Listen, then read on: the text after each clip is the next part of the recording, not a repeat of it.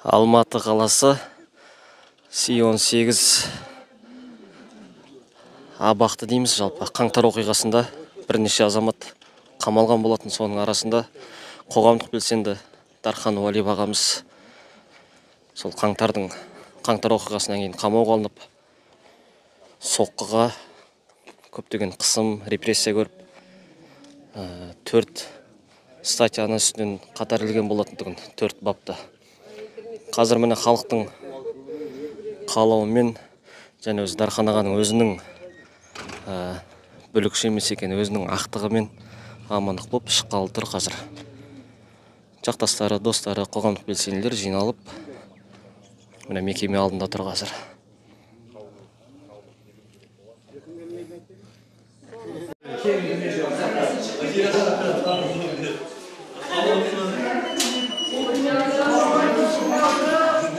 Бостандыққа шығуымен деп халық әрі-серіге түсіп мәз.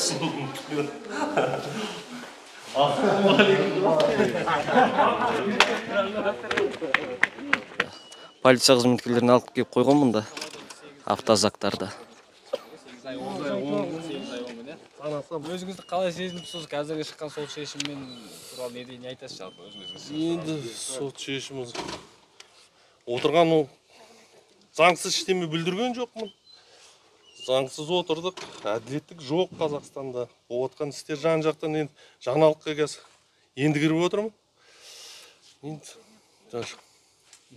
Сіз әуел баста сіздің қатты таяқ жегеніңіз, азапталғаныңыз айтылды.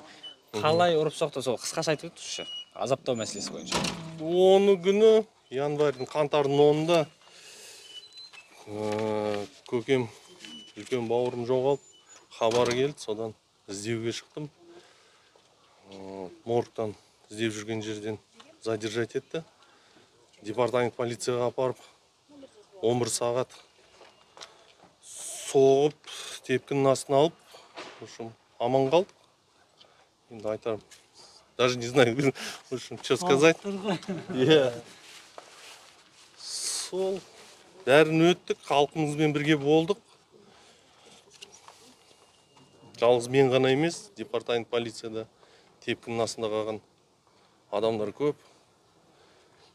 Сол сағат 8 қаңтардан басталып, 21 қаңтарға дейін заңсыз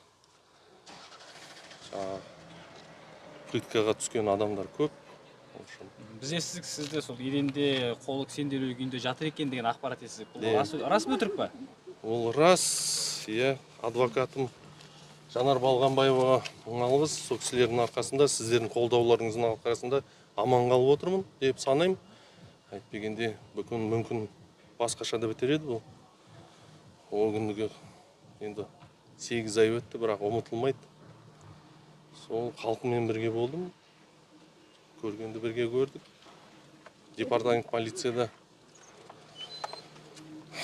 ошым пытка айтарым жоқтағы кешіңізді.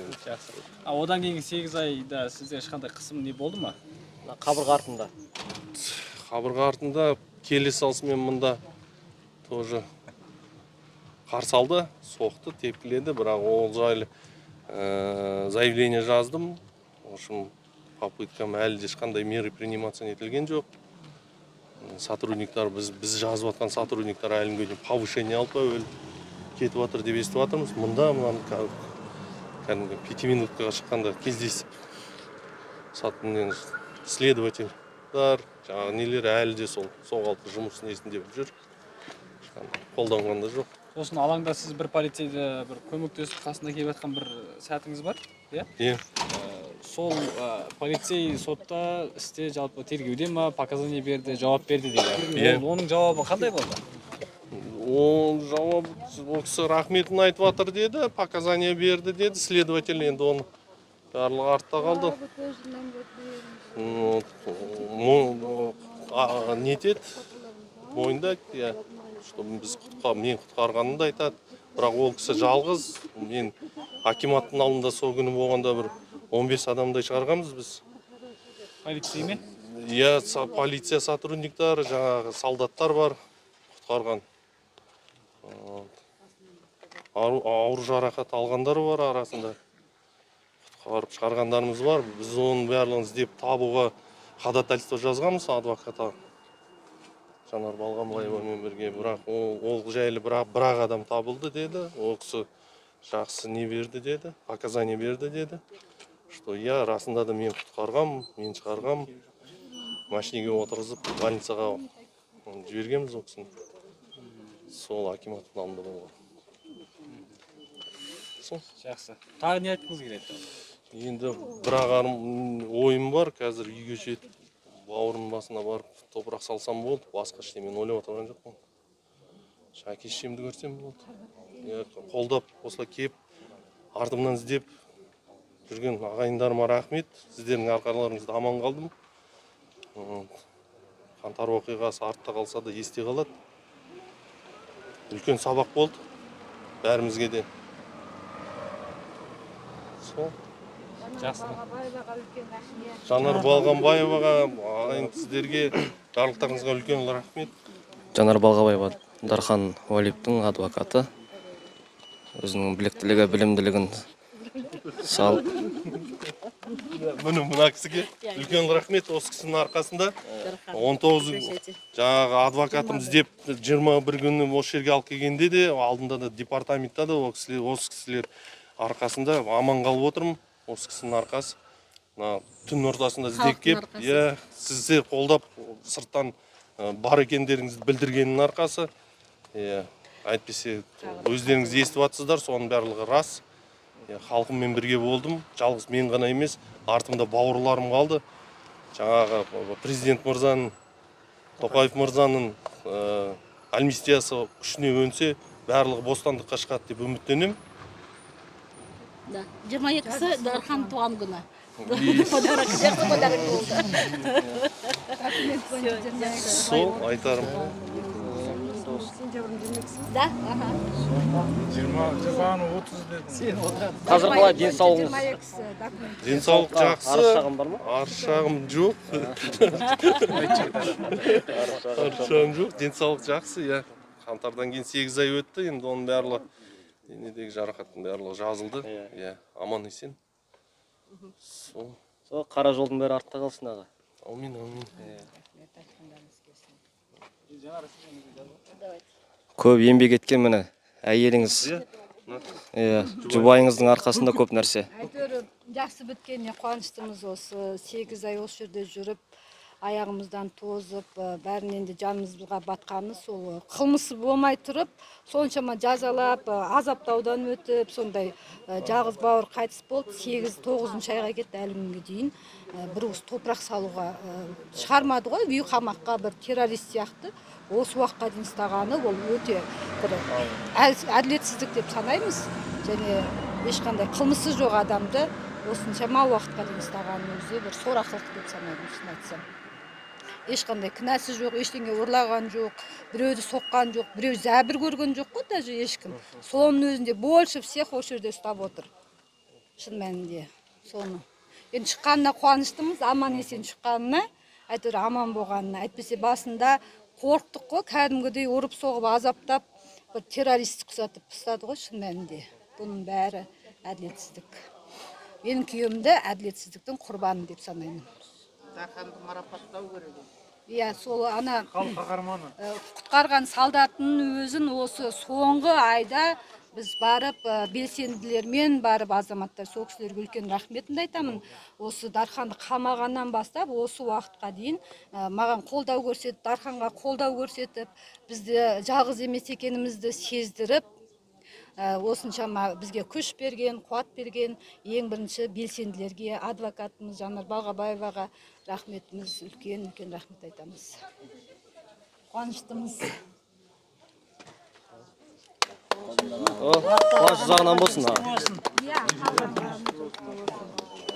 Дархан Уалиев ағамыз қоғам белсендісі 8 ай заңсыз қамаудан кейін. Неге заңсыз дейміз? Өйткені Дархан ағаға нақты тағылған айыптың ешқайсы негізсіз екені және бұл кісінің қылмыскер еместігі, ақтығы дәлелденіп, міне ортамызға оралып отырғаны, ол әділетсіздіктің құрбаны болғаны, заңсыздықтарға ұшырағаны билік тарапынан. соған алып келдім. Олармен пікірлесіп болдыңыз ба? Иә, пікірлес болдық. Анада Жанболаттың несіне бірге шығамыз. Адвокатымыз бір болған соң күнде Жанболатты көремін. Шығарады, коридорда кездесеміз. Жанболат не айтып отыр? Сәлем айтып жатыр бәріне. Алла қаласа мен өзім ойлаймын, мен Жанболатты да жіберетін шығар, ол кісі енді қатысы жоқ, заңсыз отыр деп санаймын мен де Жанболатты. Саяси тапсырыс қой Жанболат. Иә, саяси тапсырыс. Жанболат Мамайды босатсын. Әлден қазір есімізді жиып алайық, талап етеміз. Ол кісі үшін күресеміз. Ермек Нарымбайдан қандай? Ермек Нарымбай келген беті карантинда мында камерадан көрші камерада отырды, содан сөйлесіп танысып алдық. Ол көп емес, бір 5 күндей бірге болдық, танысып. Қаласы Нұрпейісов. Халас Нұрпейісов 14-ші продолда отыр. Енді мынандай следственный действияларға шығарғанда 1-2 рет кездесті. В общем, мынандай 5 минуткаларда ішінде көрсеміз. Сол осында отыр. Ол кісінікі де енді істері не 4 статья ғой деймін ол кісіде. Ол кісіде саяси не тұтқын деп санаймын. Бостандық талап етеміз Қалғасқада.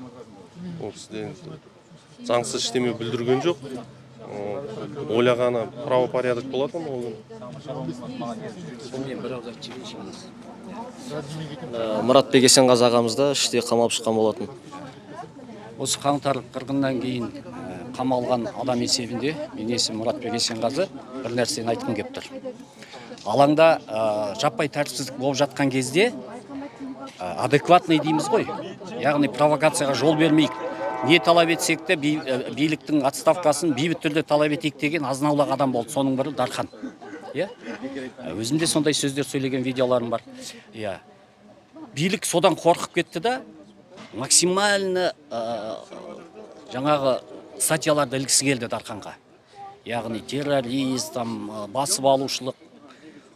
Ал видеоларда керісінше дәлелдер бар. Дарханның жаңағыдай жаппай тәртіпсіздікке жол бермейік, керісінше тоқтатайық мынаны. Ананы өртемеңдер, жарақаттанып жатқан солдаттар сүйреп жатқан видео, соған қарамай белінен басып тұрып, осындай 8-9 ай бойы азаптан өтіп тұр бұл жігіт. Яғни билік елге сөзі өтеді ау деген, лидер болады ау деген, бір адамдардың басын қосып, бір саяси іс-әрекеттерге бастайды ау деген жігіттерден қорқады. Соның мінекей дәлелі. Дарханды, Қаласты, мені сол жаңа қамап, қалайда максималды біздерге істемеген ісімізді мойнымызға ілгісі келді. Бұл болашаққа сабақ болу керек деп есептеймін. Өйткені көпшіліктің ішінде провокаторлар өте көп болды. Әсіресе КНБ-нің, үкімет биліктің титушкалары бар. Жаңағы олар қалайда жаппай тәртіпсіздікке салып жіберу арқылы кейін атқан оқтарын, бізді қырған, халықты қырған қылмыстарын ақтап алғысы келді. Соған жол бермей кедергі жасап атқан адамдарды керісінше статьялары іліп, қамап, азаптап, істемеген істедің деп мойныңа ал деді.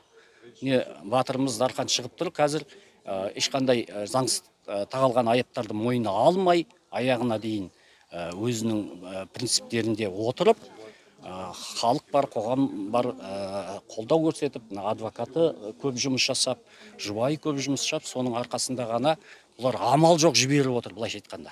Амал жоқ, өйткені тағатын ештеңе жоқ. Керісінше Дарханды ақтап алатын видеолар бар, фотолар бар. Соны қоймай дискетпен баяғыда қыстамыз, біз тапсырғанбыз жаңағы.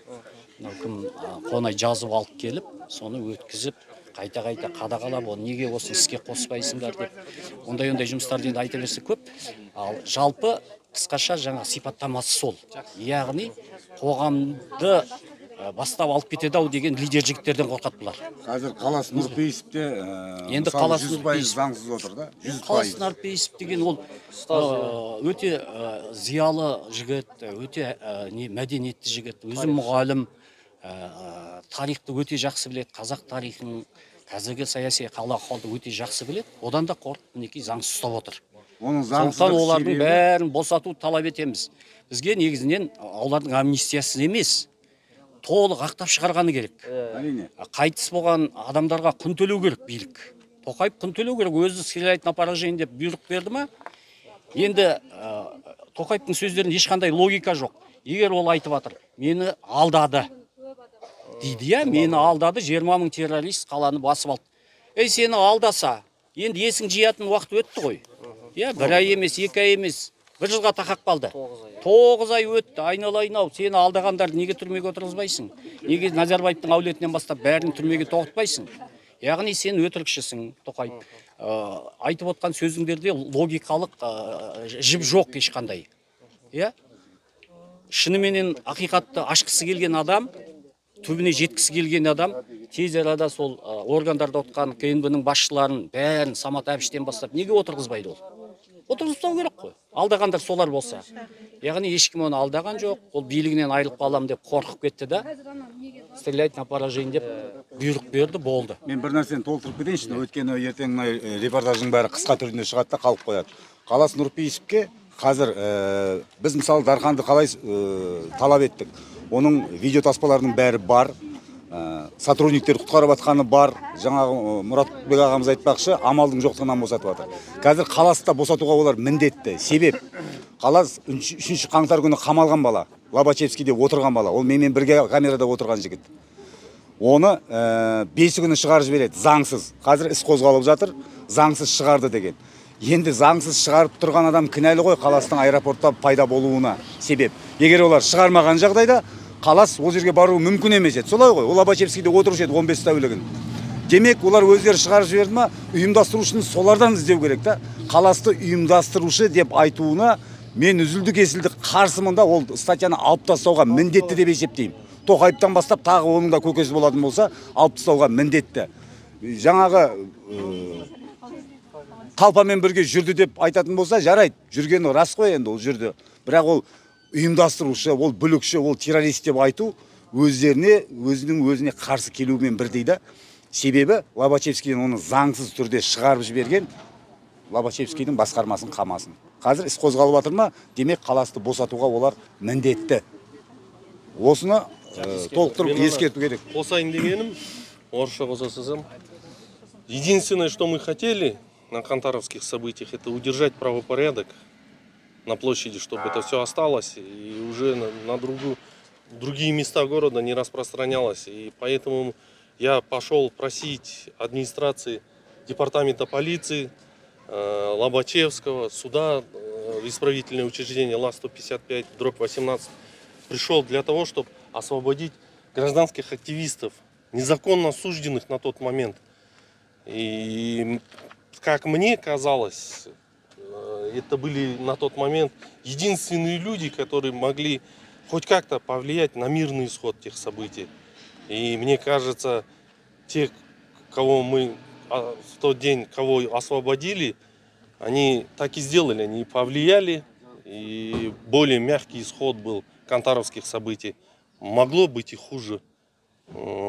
И то, что произошло с нами в департаменте полиции, это говорит о неграмотности, юридической неграмотности сотрудников полиции, которые занимались беспределом, избиением, пытками своего же народа, который на тот момент вышел высказаться, и за ихние права тоже. Вот. Все вроде бы, ребят, все, что хотел. Ассалаумағалейкум, қазақ елі. Дархан ағам, бұл сынақта таймадың, қазағым деп ішің жағып қайнадың, жаратқаннан басқаларға жалынбай, жалбарынып сұм билікке қос қолыңды жаймадың. Дархан ағам, ар-намысты сақтадың, сұм билікке шындық үшін жақпадың, абақтыға қамаса да қанша күн бостандыққа бастап алған ақтаңың. Дархан ағам, көрсеңдағы қиянат, батырлығың, намысыңды ұялап, елің үшін сынға түскен батырды қос дүниеде бір Алладан сиялат. Ерлігіңді мақтан етсін ел бүгін, белге байлап тәуекелдің белдігін, белсенділер ақиқатты айтпаса, ойлаушы еді сенен басқа елдігім. Өткізсе де өз өмірін шерменен, батырларым ел үшін терлеген, қазағым деп белін буған ерлерді құзғын билік босатыңдар түрмеден. Қазақ елі күш бірлікте, барлық бауырларымызға бостандық.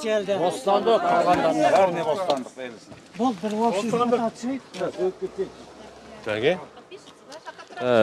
Өлең оққан қоғамдық белсенді Бауыржан Айтимбаев ағамыз өзінің өткірде шындық өлеңін оқып берді. Жаңа да Дархан ағамыздың айтқаны, жалпы қаңтарда біз сияқты қоғам белсенділері болып, қоғамдағы тәртіпті қадағаламаса, салдары бұдан да ауыр болушы еді.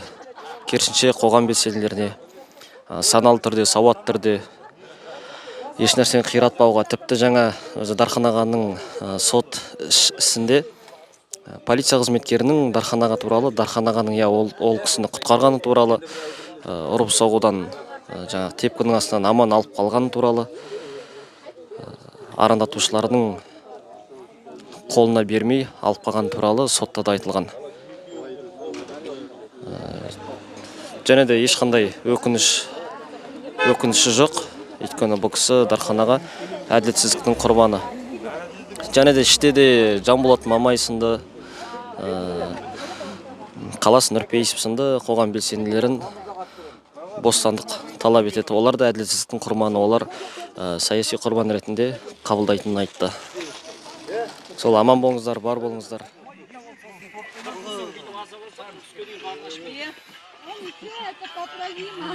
Мен оған көрсетейін енді.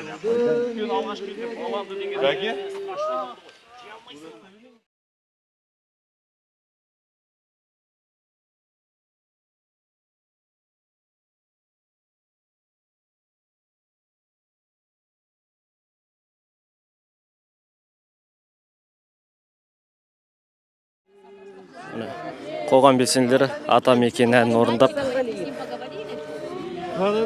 жақсы көңіл күймен Дархан Уалиевті күтіп алды. Да. Заявление